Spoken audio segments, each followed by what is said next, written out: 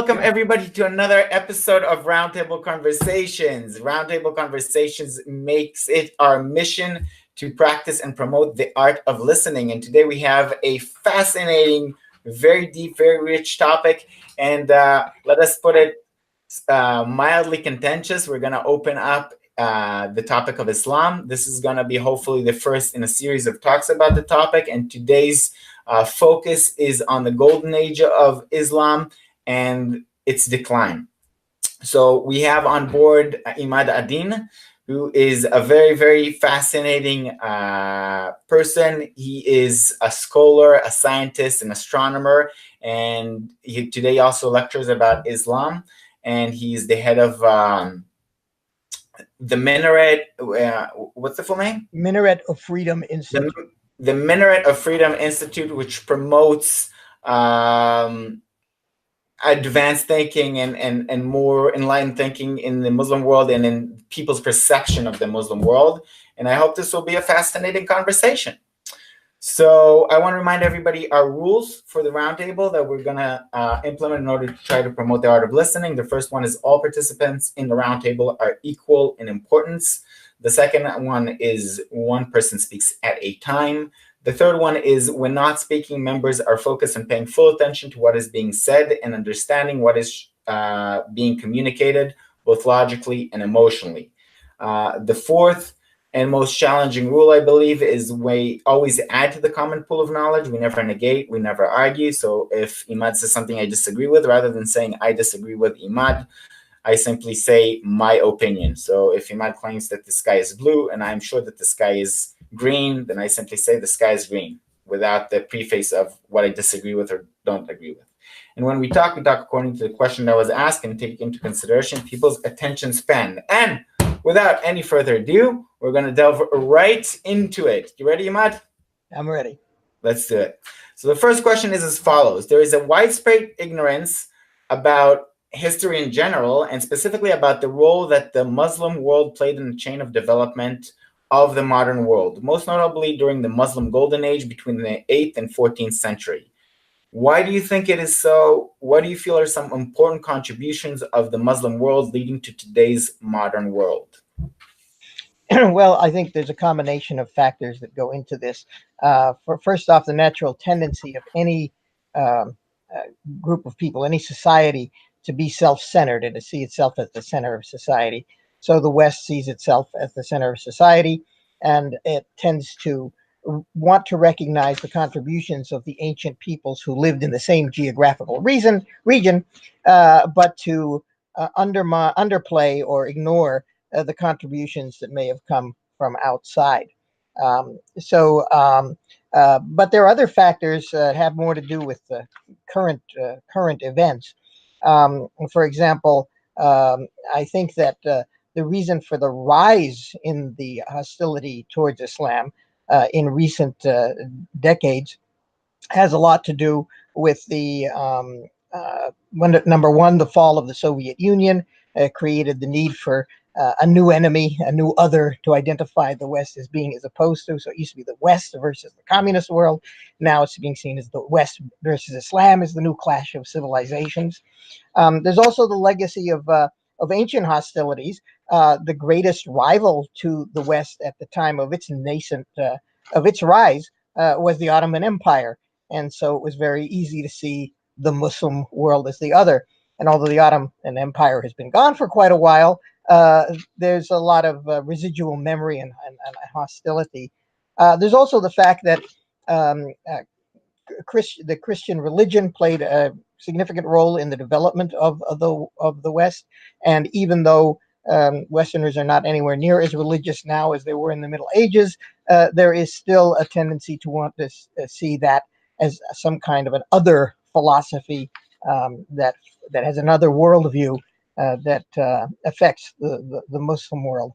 And then finally, I would have to say that I think that the current conflict between Israel and the Arab world plays a role in domestic American politics. So a lot of people are propagating some of the stereotypes about Islam for reasons that have more to do with current politics than they do with anything else.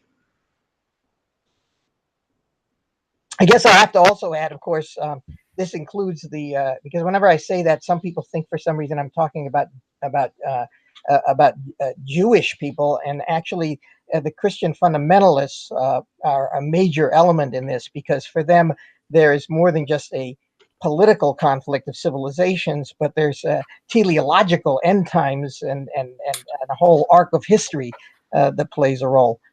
So that plays a factor, obviously. Yes, I definitely agree that people in general try to see the world through their own lens, through their own history. I think that definitely plays a big role. I also think that part of the answer is in the question. People are generally somewhat ignorant, and not that they don't spend the time, and tragically in our educational system, I feel that it is somewhat lacking to really delve and understand what happened. I feel like first of all, I feel horrendously ignorant about history. It's one of my big projects of recent, to really enrich my knowledge of how we came to be where we are, because I think it is very, very useful to learn about history and learn its lessons. I think if we practice that more, it will lead to more mutual understanding and present understanding, and perhaps we'll be able to avoid some mistakes that we already made. I view history as a certain chain, a chain of events, and you can go all the way from ancient civilization in Assyria and Babylon and Persia, and you can draw a line of how it continues through the Middle East, spreads out into Greece, and for Greece to Rome, and this whole ancient history of over 1,000 years of the Roman First Republic and then Empire, and then how from the Jewish foundation, the Christian world developed, and how it both took over and assimilated into the Roman Empire. And how in the 7th century, the Muslim world all of a sudden came in also in a very big way. It kind of stood on the shoulders of the Christian world and the Jewish world and built upon that. It took from that. And then you see like the spread of Islam through the ancient world. You see it spread through North Africa. I don't think people realize today how all of North Africa used to be Christian. And then all of it became Muslim, and all the way out into Spain, like a big chunk of the world became Muslim. And then there's a whole section of history, what is known as the Dark Ages, the Medieval Ages, where it was after the collapse of the Roman Empire, and all of Europe was busy with infighting between small groups, and there wasn't that much technological advancement. There wasn't that much scientific advancement. It was on many levels, I think the Dark Ages is an appropriate description. And in this period of time, the Muslim world was the most advanced.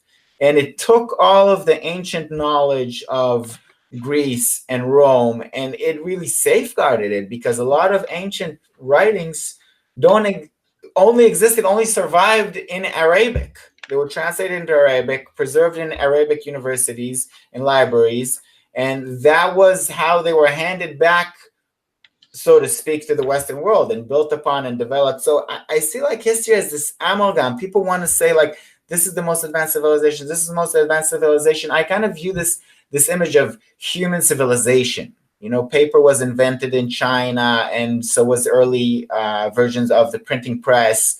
And then it came to the West, and that's my time.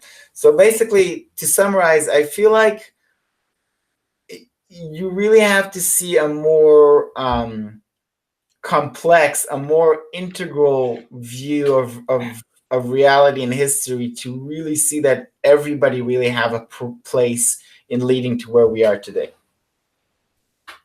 Well, that's certainly true. I would say that for example, you used the phrase the Dark Ages, and what often passes for world history in the West is actually Western history, because one only looks at the history outside of the West in terms of its direct effect on the West. But even then, one doesn't fully understand or doesn't seem to fully appreciate what that effect may be. For example, in the Dark Ages, as you said, it was a time when the Western Europe was certainly in stagnant, let's say, but that the Muslim world was not only preserving the works of ancient Greece, but integrating it with works from other areas. Because even though, yes, it's true, Islam spread quickly through North Africa, but it also spread quickly in the other direction into India. And the Hindus had some major advancements in their ancient times on their own. For example, the use of zero. And this was something that the Muslim world developed, using zero as a placeholder, and introduced that concept eventually into the West. The West got it through the Muslim world. But also, it's not just a matter of preserving, not only preserving the Greek works, which, as you say, for example, Aristotle's works, except for one book, they all got translated into European languages out of the Arabic. But it was also developing and adding and actually revolutionarily changing some of those ancient ideas. My own obvious interest is in astronomy, because that's my specialty. And in my book, Signs in the Heavens, I dealt with the role Islam played in the development of modern science. It was not just a matter of preserving Greek science so that the Westerners could rediscover it and then build on it, but actually the Muslims transformed the way science was done. The ancient Greeks treated science as a rationalistic discipline, by which I mean it was a totally theoretical discipline. One only did observations in order to contemplate the world and to inspire thoughts. But real science, it was believed, was to take self-evident axiomatic principles and to show logically how they led to a world that could be no other way than the way it was. For the Muslims, the way the world was is a matter of the will of God, and therefore you can't know what it is until you study it, and you can't be sure of what are the fundamental principles until you test them. And this method of what we nowadays call inductive science, as opposed to rationalistic science, by which is what we call it the scientific method, where you make a hypothesis, you do observations, you test the hypothesis, you create new predictions, and then you test those, and so on, constantly changing your theories. So that's an element that I think is underappreciated. When the British in the 17th century started to develop their modern schooling system, they translated a lot of books out of the Arabic in order to teach things like arithmetic and algebra. The word algebra is an Arabic word.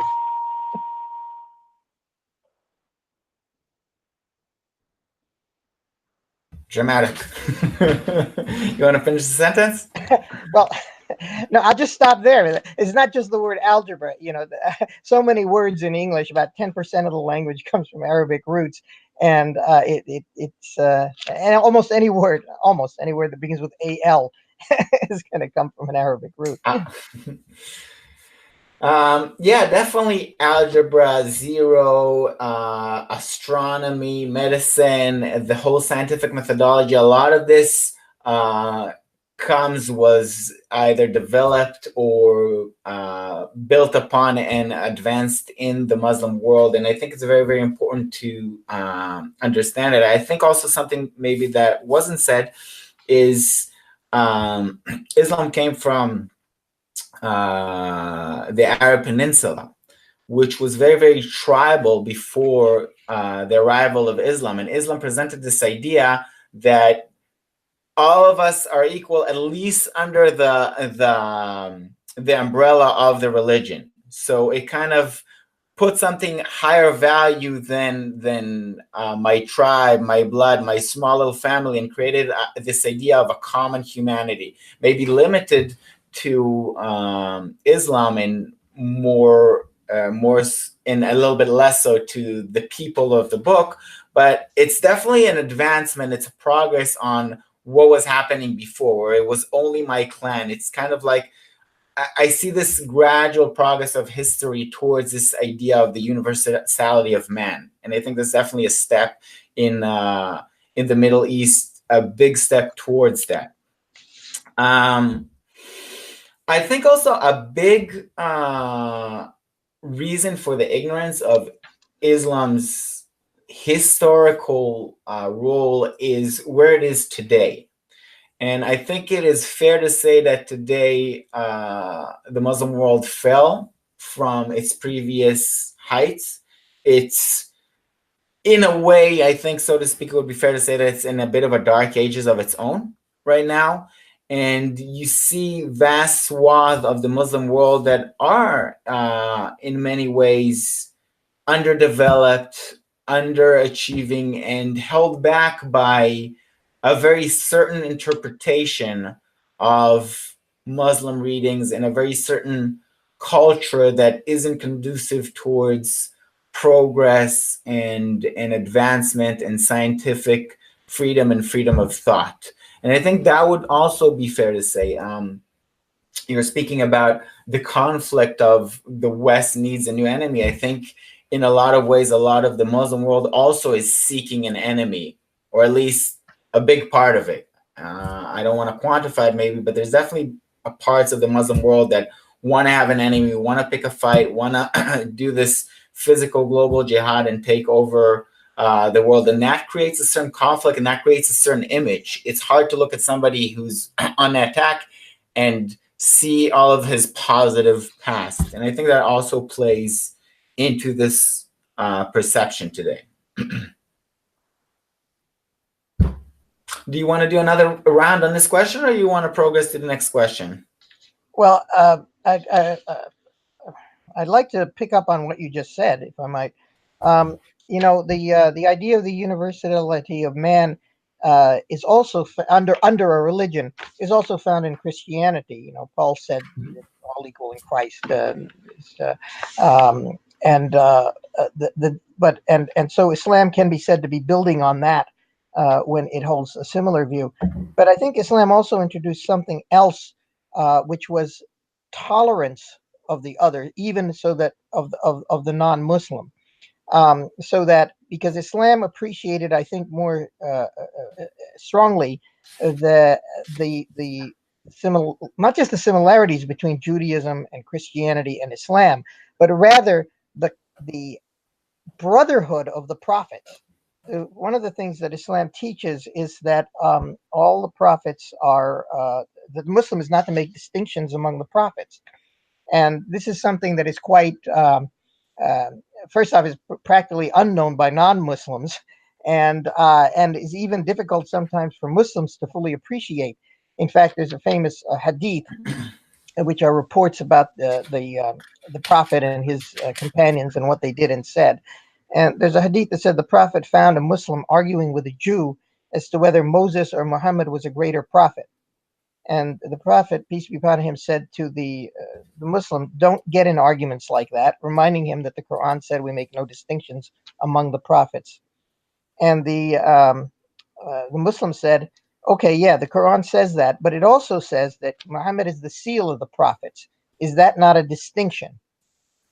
And Muhammad said, "Well, my position in the Brotherhood of Prophets is as if an architect had built a building out of identical bricks, but there was one brick missing. And people would come and say, you know, this would be a beautiful building, but there's a brick missing. And then the architect put the same identical brick in last place. And people said, now the building is completed. He said, I am that last brick. And so as a result, the Muslims definitely treated the Jews and the Christians as people who had received the same message, but had not followed it through to its completion. And therefore, they gave them a status not of equality, but of tolerance, that they were allowed to practice their religion. And then some Muslims, not all, extended this to include other religions as well, to say, well, you know, we don't know, Buddha maybe was actually a real prophet who brought an accurate message, and maybe it was corrupted through time. And so we have to recognize. So the result is that, for example, although the Muslims dominated India for an extremely long time, Hindus still remain the majority population there.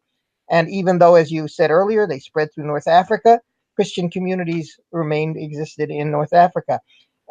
Jews remained in Palestine under the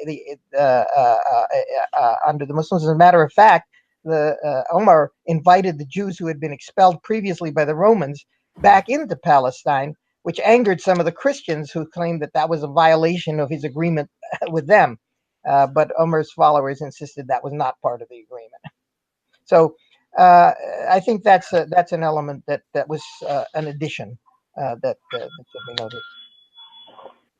Yeah, I'll wrap up quickly. I'll just say one last point and we'll move to the next question. I feel like the thing is, there are different periods of time in history in different places. And if you look throughout history, you will see places where Islam displayed a lot of intolerance and aggression and violence, whether it's towards the people of the book or whether it's towards other people for certain, pagans and such. And you could also see periods of history in places where it was the most tolerant and the most accepting, and people actually, like whether it was Jews or other people, like flocked there to either evolve scientifically or to have some sort of freedom, some levels of freedom, etc. So really, like, it seems there's always different interpretations to all religions, Islam included, and it can be interpreted and acted upon in different ways, in either a very tolerant, a very accepting, a very forward-looking way, or it can also be very,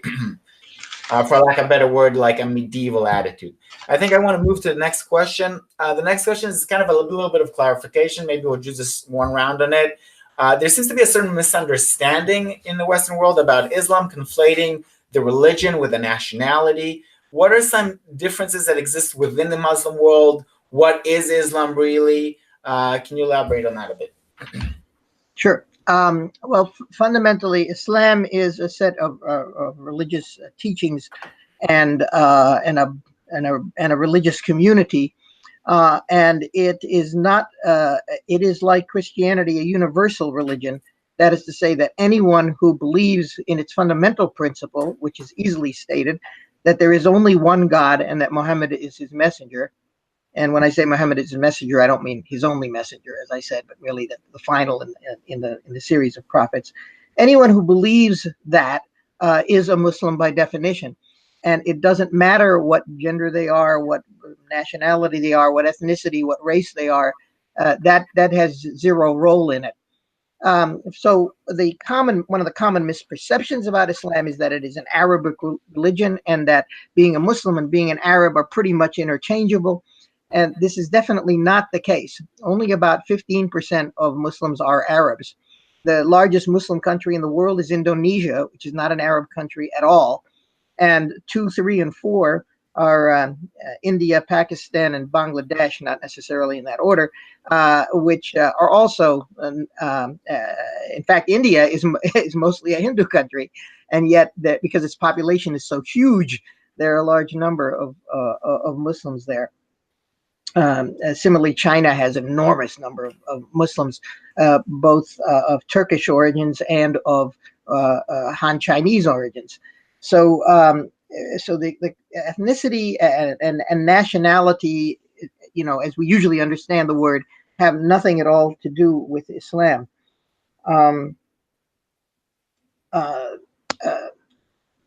Conversely, there are many Arabs who are not Muslims. Most Arabs are Muslims, but there are many Christian Arabs, and there are a considerable number of Jewish Arabs. Arabic Jews who lived for centuries in Arab countries, and the whole world, the whole word Semite refers to an ethnic group that includes both the Jews and the Arabs. So that's a very important issue. Also, the fact that most Muslims don't even speak Arabic, so that the result is that even though the Quran is in Arabic and Muslims love to listen to the Quran, a lot of them don't understand it without the benefit of a translation. So this is something that has to be emphasized. I also want to say that it's definitely true that that the ideals of Islam have not always been lived up to by Muslims, and in fact have been undermined or contradicted in serious ways on occasions. I would say the same thing is true of other groups as well. For example, all Christians are supposed to be equal in Christ, and yet some Christians in America held other Christians in slavery, and not just as prisoners of war, but as an inferior people. and maintained a supremacy of the white Christians over Christians of other color. I could also mention that while the kindness to the stranger is an important element in Jewish teachings, not always observed by Jews either. So, indeed. Yeah, I have to reiterate that point. It's so correct, and it seems to be a very common misconception that while Islam originated in the Arab world, it spread over vast parts of the world, and intrinsically it's a religion, not a nationality. And like you said, a minority of Muslims are actually Arab. So that's an important thing. Like that cliche of that brown person being a Muslim is really just that. It's a cliche because he could be yellow, green, whatever, like every color under the rainbow that we have humans. Like you said, a majority are from the Far East. Really, I feel like I, as an Israeli, as a Jew, look much closer to that cliche than many Muslims, actual Muslims, because I'm, as you said, part of the Semite people. I think also there's a little bit of lack of knowledge about the richness and the variety within the Muslim world, much like the Christian world that has, Catholicism and Protestantism and Lutheranism and et cetera. Then the Muslim world is divided into many different sects, the big one being Sunni and Shia, Sunni being the big majority. And then within those sects, in additional, there's Sufism and a lot of different interpretations of the Muslim faith. And these interpretations take on very different, they look very different, they feel very different, they're a different implementation of the religion. I think also something that maybe colors Islam in perhaps a negative light is the rise of Wahhabism in the last, you're correctly, but within the last 100 years, which has been very strongly exported from Saudi Arabia. And it's a very aggressive, very radical interpretation of the faith. And sadly, I think with a lot of financial support and perhaps tragically also political support many times, a lot of times with political support from elements in the West, it spread very widely and tragically, I think, over the Muslim world and made popular something that I think is maybe more of a fringe and radical interpretation of Islam. Yeah, there's a lot of that history. Again, this re-emphasizes your point earlier about the importance of studying history that is not appreciated. Actually, Muhammad ibn Abdul Wahhab came up with his interpretation of Islam well over 100 years ago. And it's interesting that he attempted to impose it on the Muslim world, he and his followers, 3 times, and they failed the first 2 times. Initially, and I have to point out that his interpretation, he was originally raised in the Hanbali school.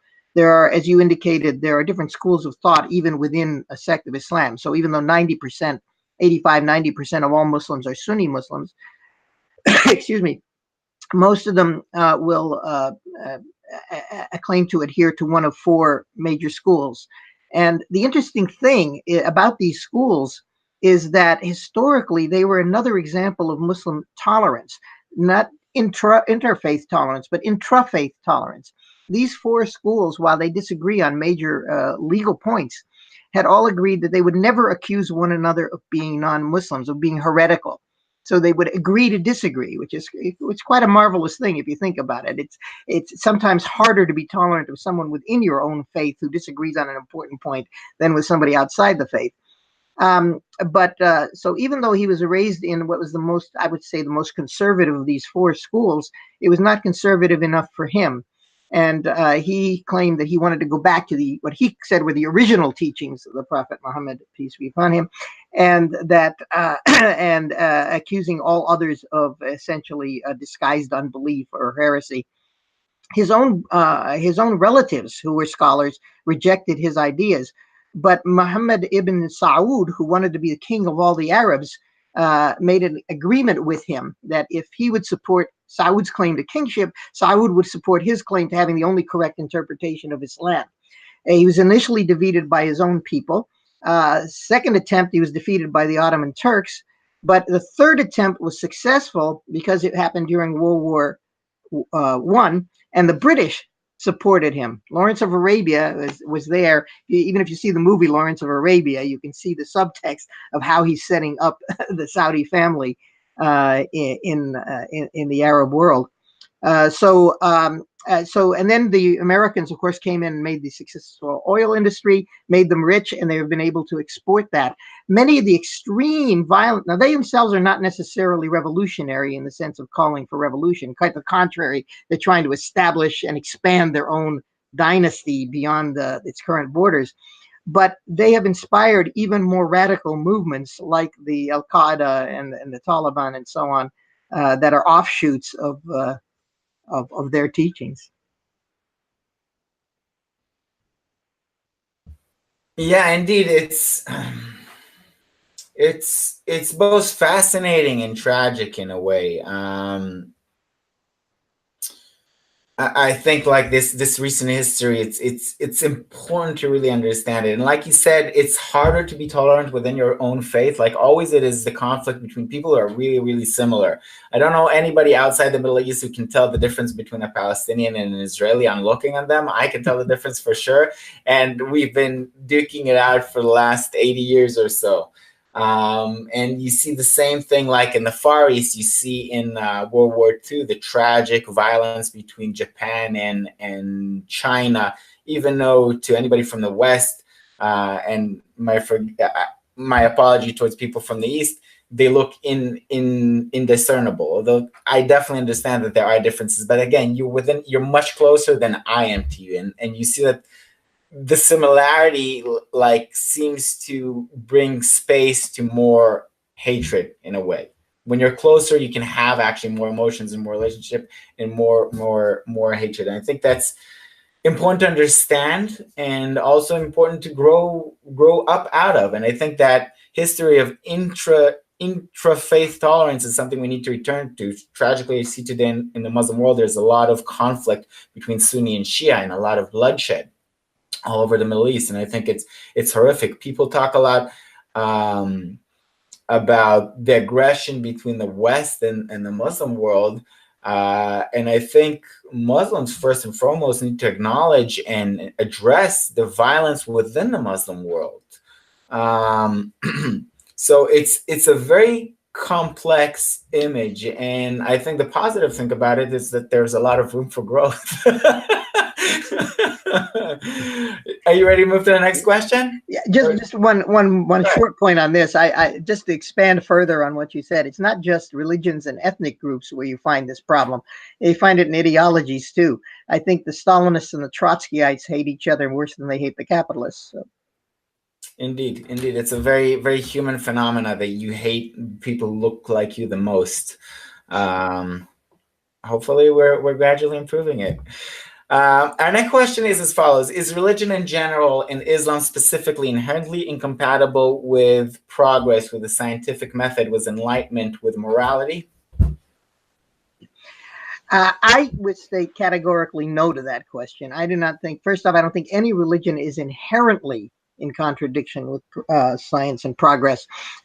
It may seem that way for certain religions. For example, Christianity, if you focus on certain movements like the fundamentalists, Christian fundamentalists, they certainly would be against science. And if you focus on the Amish, they would be certainly against certain aspects of what the rest of us consider to be progress.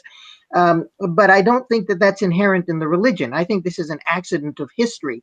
I think, and one of the main points of my book was to argue that the Galileo affair essentially played such an important role in establishing this view that there's a conflict between science and religion in the Christian West, which is not inherent.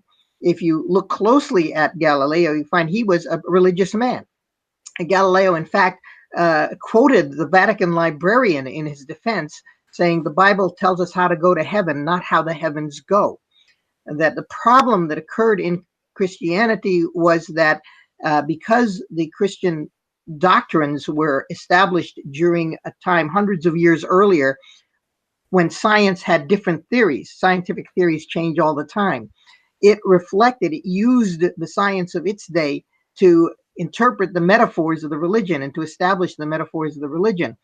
When the science changed, some people who concretized the metaphors and insisted that you had to believe in the science from which those metaphors were drawn took an attack on that ancient science as an attack on the doctrines of the church. Not necessarily the case. Metaphors are metaphors. They're not concrete statements of fact.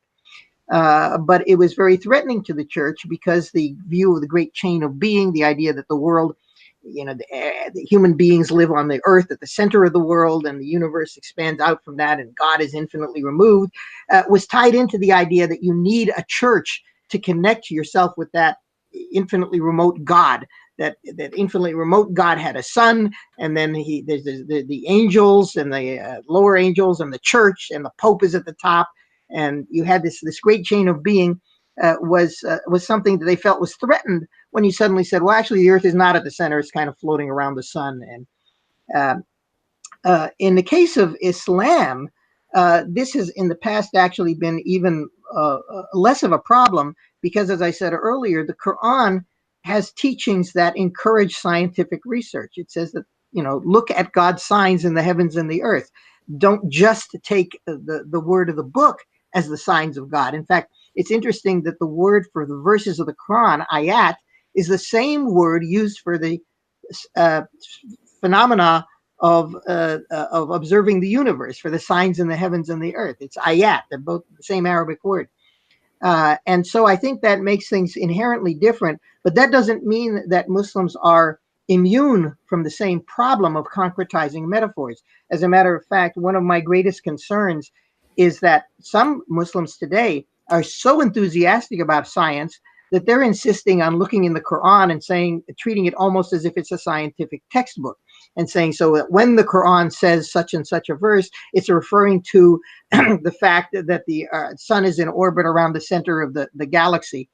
Well, I'm not denying that God knows whether the sun is in orbit around the center of the galaxy, but I'm saying to take a claim like that and to turn it into a dogma is dangerous, because science will change, and someday somebody is going to come up with an overturning of one of these scientific theories, and then the extremists are going to say you're questioning our religion when you question that theory.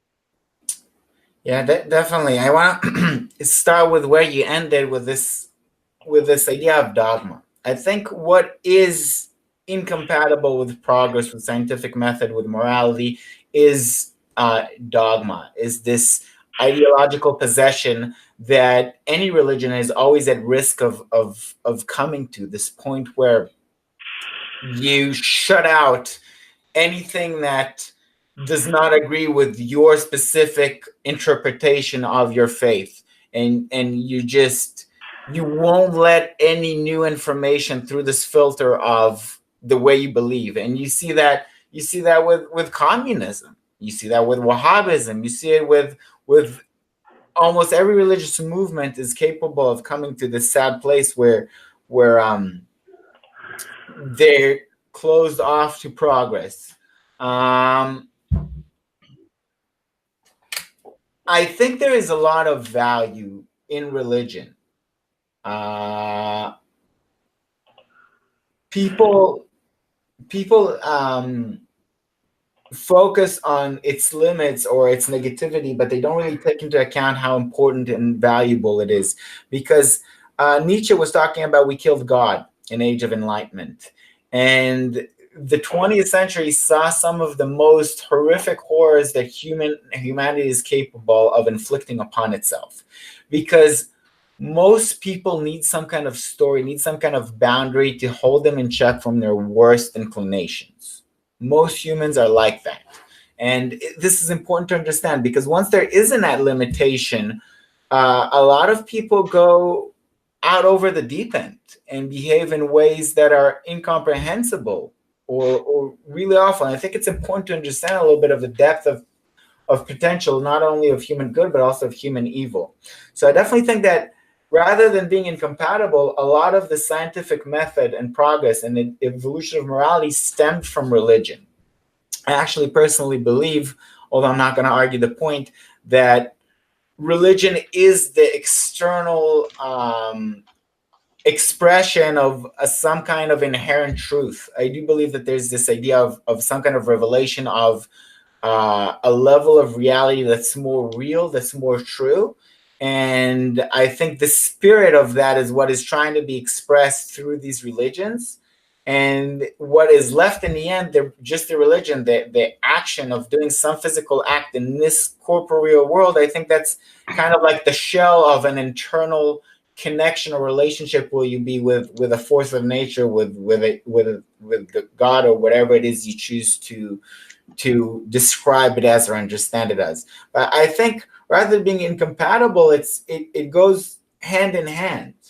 And I do understand why there's been a stepping away from religion. I think a lot of it has to do with that dogmatism, with that ideological possession and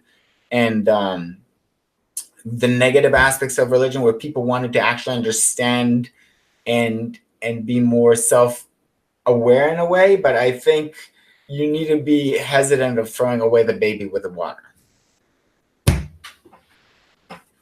Yeah, I mean, one looks at the Jewish history, and one sees playing an important role in establishing the concept of the rule of law, right? One looks at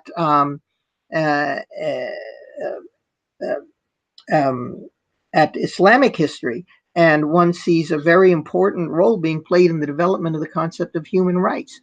In fact, I was hoping I'd be able to work this into the conversation somehow. I think you've given me the opportunity. When we talk about the teachings, for example, of somebody like John Locke, he's actually been influenced by Islamic teachings. It's not just that when you read his writings, he uses a language that's so, reminiscent of the language used by those Islamic scholars who talked about the maqasid al-sharia, the higher objectives of the law.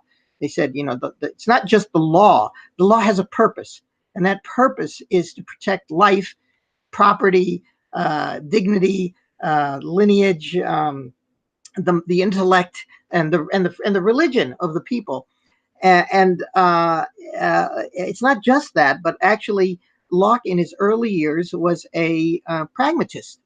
And he became a human rights philosopher in 1671. And in his diaries, he said he changed his mind on these issues when he attended a party given by a professor at the college.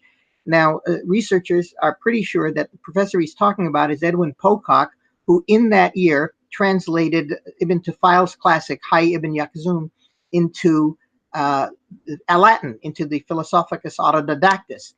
And that, in the interest of time, I'm going to, if that was a retelling of an earlier story by Ibn Nafis, and I'm going to kind of conflate the two stories because I don't have time to talk about the distinctions between them.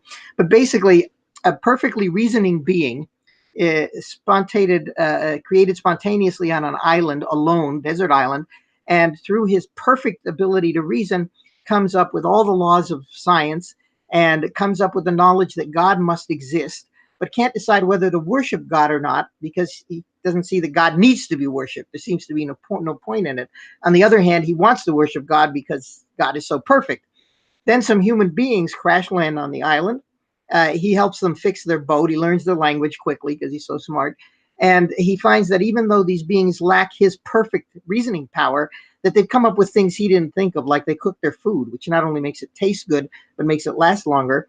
And so he says, maybe I should go, observe their society. So he goes back with them, is put in a literal high tower where he can observe the society without interacting with it, comes up with all the laws of sociology and economics and so on, and decides God needs to be worshipped. Because not only do the scholars of the society, whose reasoning is imperfect, need the guidance of religion to help them to come to the truth, but the masses would never follow the law if they thought they just had to rely on the wisdom of their of the scholars, to know that a prophet, who is someone they trust, has been sent by God and told them, yes, you must obey these laws. You may not kill, you may not steal, etc., makes it possible for society to be productive and successful. Yeah, I perfectly agree. It's a very important thing to understand. A lot of people who are very logical and perhaps I don't know where to put the finger on this, but Sam Harris, for example, talks about the lack of need for religion, and he looks at all the negative aspects and everything that came out of it.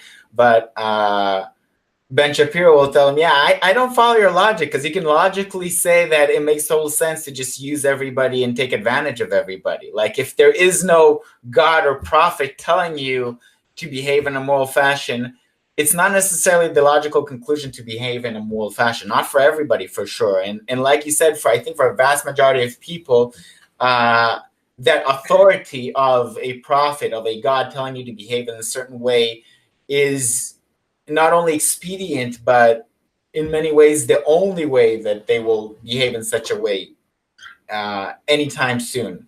I think the flip side of it is I think humanity in general and people in person, there's this idea in Judaism of a man is a small world. Like the totality of the world exists within man. And I think there's processes that individual can go through that also go upon society in general, whether in small place or in humanity in general. And I think there's this idea of integration of man, of developing a keener understanding of yourself and developing as a human being. And I think it's important for us as humanity to reach that place. And I think a lot of times the quote unquote crutch of religion can limit you. It gives you a way to avoid thinking about the things and actually looking yourself in the mirror. So it's a very complex question. I think definitely we should not dispense or look down upon religion. I think it has a very important role in the positive place of where we are today, but there's also danger in it. And I think the key thing is to just have tolerance and respect towards each other and towards each other's religion. I think the ideas of separation of church and state and the idea of freedom of religion are very, very powerful ideas that lead towards ultimately progress and human development. Our next question is, why do you think that the Muslim world stagnated after the 14th century? Big one. Yeah. Well, I have an opinion on that. And what I see, first off, again, a historical observation that because Islam emphasized the rule of law so strongly, and not only did it emphasize strongly, but it's important to understand that the Muslim scholars in the beginning were independent from the state. In Islam, well, I wouldn't say human legislation has no place. Human legislation is subordinate to the divine law. There's an analogy in Islamic law between, one can make an analogy of Islamic law as it applies to human law in the same way that one can look at the relationship between the human sciences and the natural laws that the scientists are trying to discover. I'll take the example of gravity. Gravity exists. We have a sense of it, and the scientific attempt to understand it more clearly has resulted in dramatically different theories of gravity throughout history.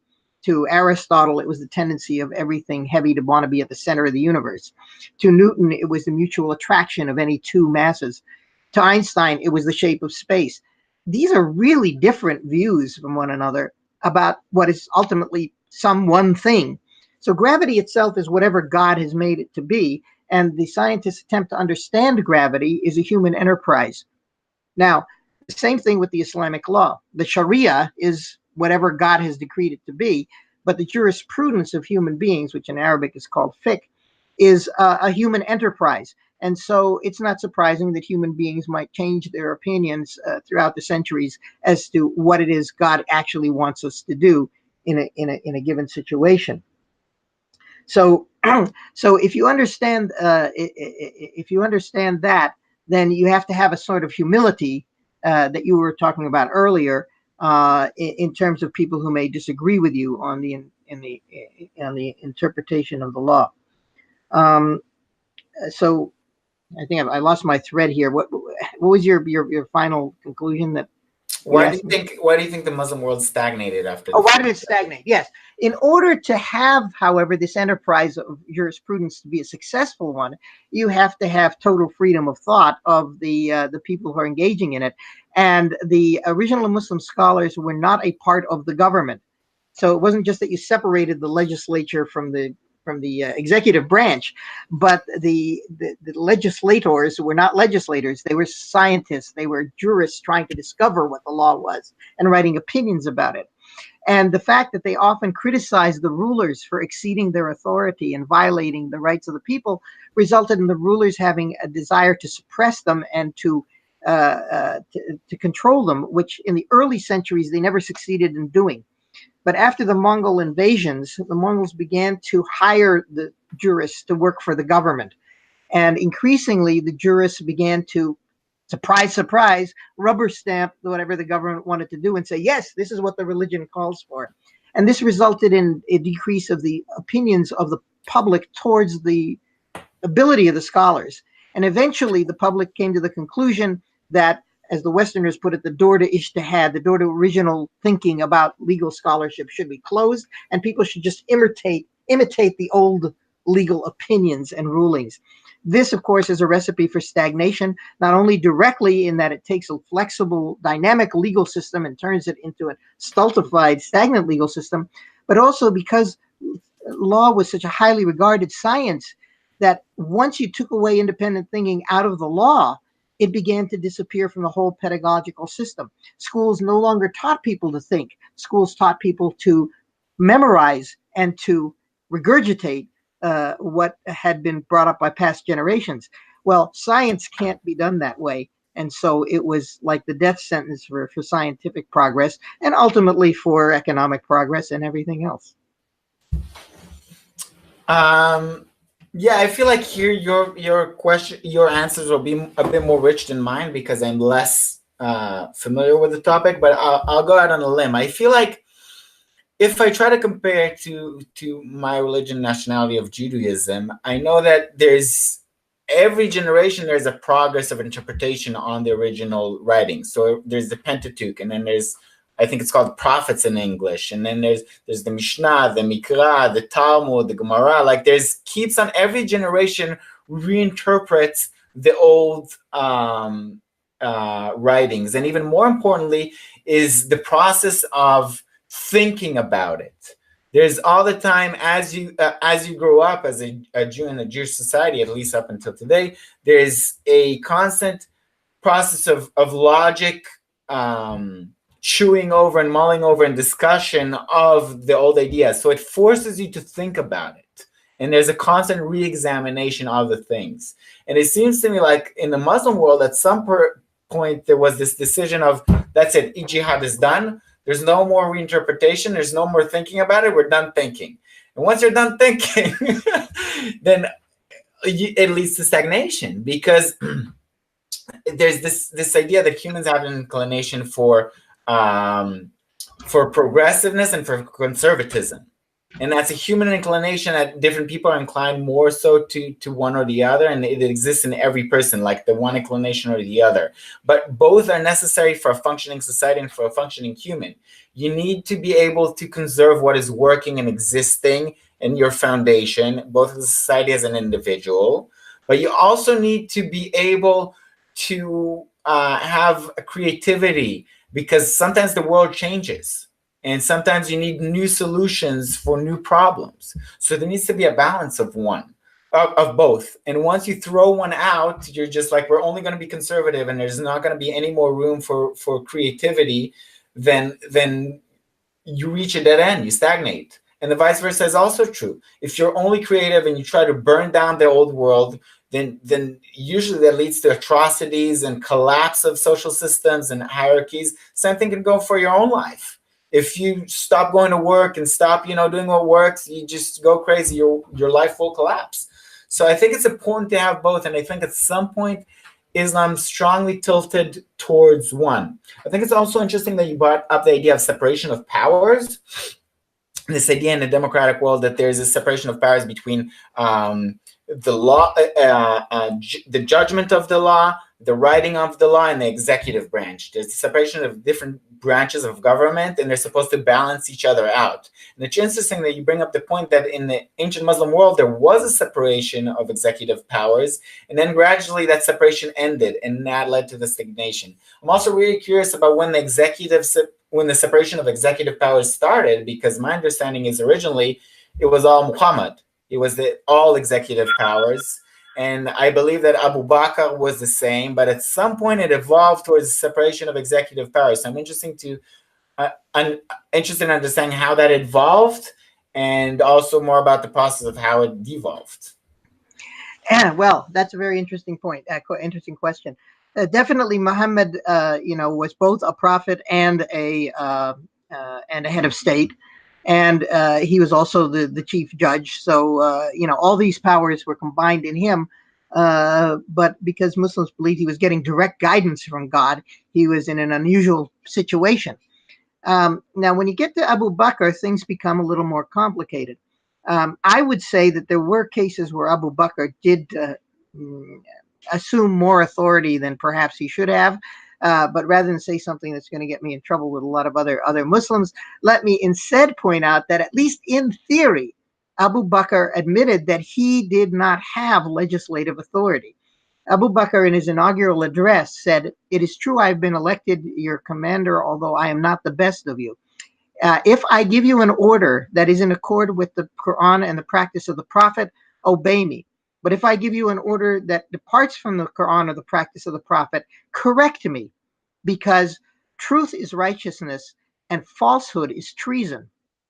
And I think to have a head of state say that, the founding head of a state, in a sense that he was the first non-prophet to be the head of the Muslim community, to say your job, your duty as a good Muslim is, as a good citizen, is to correct me when I'm wrong, rather than to obey me, is radical. You do not find anyone in before then, certainly not the ancient Greeks or the Romans, saying that treason is that, in fact, they would say treason is disobeying the authority figure. Here he's saying, no, it would be treason to obey me when I'm wrong. You have to correct me. And that meant he's saying that the king is not above the law, that the law is above even the head of state. And I think that's really profound. And I don't know, I'm not a historian, I admit, but if there's a historian who wants to correct me on that, I'm still waiting to hear the correction. Yeah, I think that's actually a fascinating idea. It exists, I believe, also in Judaism. There's this quote,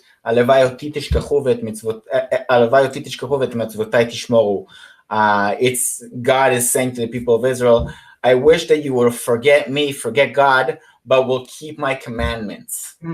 So it's like he's putting, in a way, the law above himself, so to speak. And it's a very, very deep idea. And I think if that idea that the law is above humans would have been preserved in the Muslim world, it would have perhaps prevented its stagnation. And I think in a way what happened was Muslim leaders put themselves above the law, and that ultimately led to stagnation. I think, to be fair, it's a natural human process. I think when an empire becomes too successful, it becomes the victim of its own success. There's this idea that you rise up the steps of civilization in leather sandals, and you step down in silk slippers. So when it seems that when life becomes too comfortable, too easy for people, when there isn't a struggle that forces you to grow as a human being, to evolve, then it's very easy to stagnate. It's very hard to keep on challenging yourself when you've quote unquote won. And all of these empires throughout history, they reach a height and then they stagnate and then they fall off the height, and somebody hungry and young comes out around the bend and takes them over. And I think that's really what happened to the Muslim world in a lot of ways. And I think this leads us to our final question. What do you think? Actually, before you ask the final question, can I add on that, because it's, first off, I didn't fully answer your original question. Most Muslims would say that the four first Khalifas, Abu Bakr, Omar, Uthman, and Ali, we call them the Khulafa Rashidun, the righteous caliphs. And we believe that they were the ones who did follow this principle. In fact, there's an anecdote. Omar, who is probably of all of them the most assertive character, one day got up in the mosque and he criticized the fact that the dowry, that the gift that the men had to give to women when they got married to them, had gotten so large because of the success of the society. He said it was getting out of hand, and he was going to impose a limit on a maximum. And an unknown woman, we don't even know her name, from the back of the mosque spoke up and said, you know, the Quran does not say this. The Prophet never did this. Who are you to interfere with an agreement, a contract between me and, you know, us women and our grooms? And Omar said, the woman is right, Omar is wrong. Something that in certain Muslim countries today, I'm not going to give any names, it's inconceivable to imagine that kind of interchange. The other thing I wanted to say is your comment about the leather sandals and the silk slippers reminds me of the great 14th century Muslim scholar Ibn Khaldun, who was a great historian and whom Toynbee called the father of modern sociology. Ibn Khaldun claimed that he saw patterns in history, and one of those was this one, that dynasties are founded on a sense of social solidarity, and they follow policies that make the society successful. As a society becomes more successful, succeeding generations become spoiled, begin to love luxury more than they love good policy, and the society begins to decline. As the society declines, their policies get worse and worse as they try to hang on to power, and this causes a radical drop-off in their success at the end. Indeed. Indeed. And this brings us to our last question for today.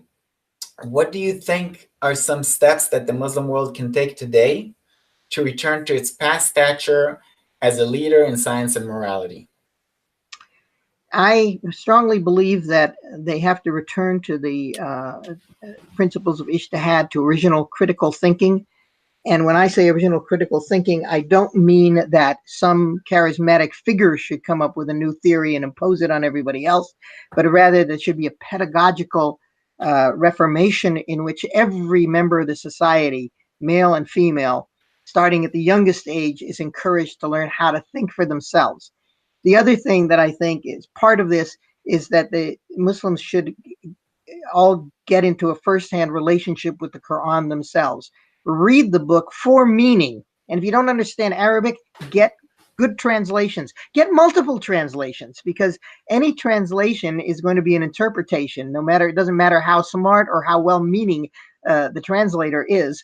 The act of translation is going to limit a very, very complex a statement in a way that the other language will allow it to be limited. So read multiple translations and think about it, and learn how to think properly, and then think about what are the teachings of the religion. What is it God really wants us to do? And I firmly believe that when people do that, the overwhelming majority of them will come to the same conclusions as that first generation of Muslims that, as the Prophet Muhammad himself put it, he was asked, what is a Muslim? And he said, a Muslim is someone from whose hand and tongue other people are safe. I think this connects to what we were talking about the whole and the parts being equal. I think there's this saying that I like quoting. When I was very young, I wanted to change the whole world. I aged a bit and got a bit wiser, and I wanted to change my nation. I aged a bit and became a bit wiser. I hope to be able to change my city. Now that I am old and wise, I hope to be able to change myself. So I think that any person in any movement or any religion that wants to grow needs to first of all look inwards and see where it has room for growth. And I think that the Muslim world suffers today from a lot of victim mentality. about how the West is attacking it, how it's the Jews' fault, how this and that. There's a lot of reasons why they are not succeeding. And I think you need first and foremost to look about what you can do personally to change and to grow. And I think there's a lot of voices today in the Muslim world that are looking forward and looking to growth and looking to change. And I think it would behoove the Muslim world to become a bit more tolerant of the different voices within it, and try to see what it can do in order to progress and grow. You see in the Far East today, China, for instance, from a very backward place in a way, is advancing in leaps and bounds. And the same can be said for India, for Japan. These are places who were well behind the curve, if you want to speak of the idea of the great leap forward of the West. And they're catching up in leaps and bounds. And I see no reason that Islam shouldn't do the same. Yeah,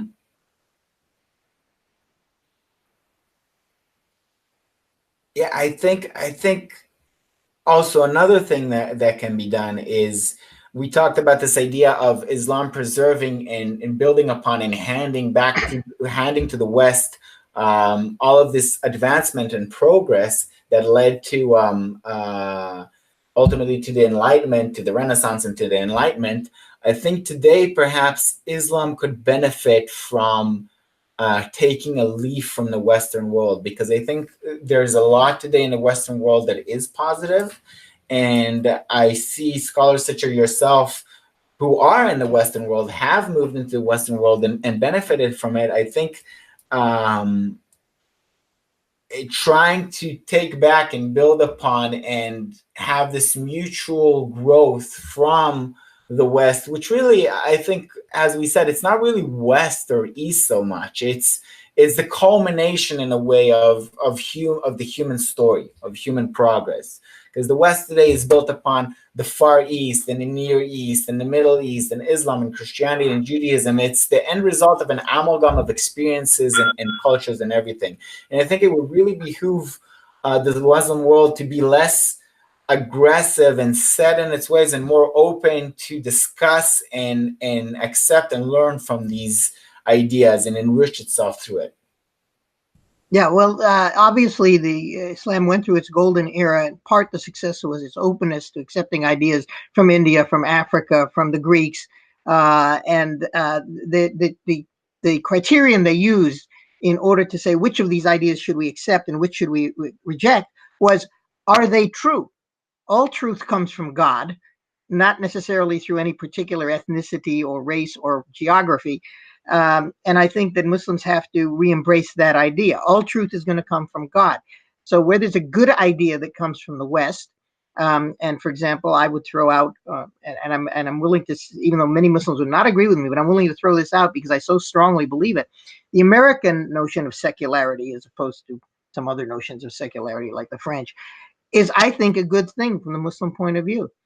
We have to remember the separation of church and state as viewed in the American sense, one in which both absolute freedom of religion is protected, but there's absolute neutrality of the state among the different religions, is a good thing. It's meant not just to protect the state from religion, but also to protect religion from the state. Else, why is it that America, of all the developed countries, is the most religious? How do you explain that? I explain it because of this notion of the separation of church and state. It's good for religion. Yeah, I agree. I definitely agree about the idea of separation of church and state. And I can bring from my own experience the example that in Israel, where there isn't a separation of church and state, there is a lot of internal conflict between Jews over political issues that stem from this involvement of state in church. So there's getting married and getting divorced. There's a whole big chunk of Jews, of ultra-Orthodox Jews, and there's a complex political issue that I don't want to get into that has to do with funding for higher religious education and yet going to the army and not going to the army. There's a whole involved political conflict that stems from this involvement of church and state. And there's this hatred between secular and religious Jews that stems from that doesn't exist in the US. because there's a total separation of church and state. If you want to eat, go work. If you want to practice religion, pay for your own synagogue. And I think it's interesting because America, in a way, is like a microcosm of the world, because all nationalities, ethnicities, and religions come here, and somehow they coexist. So yeah, they go to their own little ghettos, and they clump in their own little groups. But eventually, people are free to intermingle or not intermingle as they want to. And it's the principle of live and let live. And I think it's a very interesting example. As an Israeli Jew, I had the possibility of connecting with Egyptians, Palestinians, etc. here in New York. That was perhaps more limited back home. Not that I didn't have contact with Arabs, but with Palestinians, definitely, it was more challenging. Definitely the connection I did have was a bit more at odds. I think there's definitely, I see a lot of hope today. There's a lot of conflict, but there's this idea also that next steps and progress always is birthed from conflict. If you look at birth, for instance, it's a very dramatic, violent, bloody affair, and dangerous, to be fair. Like a lot of, historically speaking, there's been a lot of death involved with birth, either of the mother or the child. Today, with the advancement of technology, we kind of take it for granted that it all goes smoothly, but it's still a very, very not simple process, but it gives birth to new life. And I think today's period, where all of the world's religions and cultures have kind of come to direct contact with each other, is, besides being a providing space for conflict, it also brings the possibility for resolution and growth of us as a humanity. And I really hope that the world in general, and the Muslim world specifically, will step up to this challenge. I hear a lot more voices in the Muslim world, like yourself, like other people as well, that are open and really thoughtful and really want to evolve the world morality and the Muslim world specifically. And it makes me very, very optimistic. Yeah, I would point out to my fellow Muslims that the American notion of secularity is not so foreign to Islam. If you look at the Quran, not only does it say, let there be no compulsion in religion, but God says, speaking in the first person, leave me alone to deal with the creature I created bare and alone.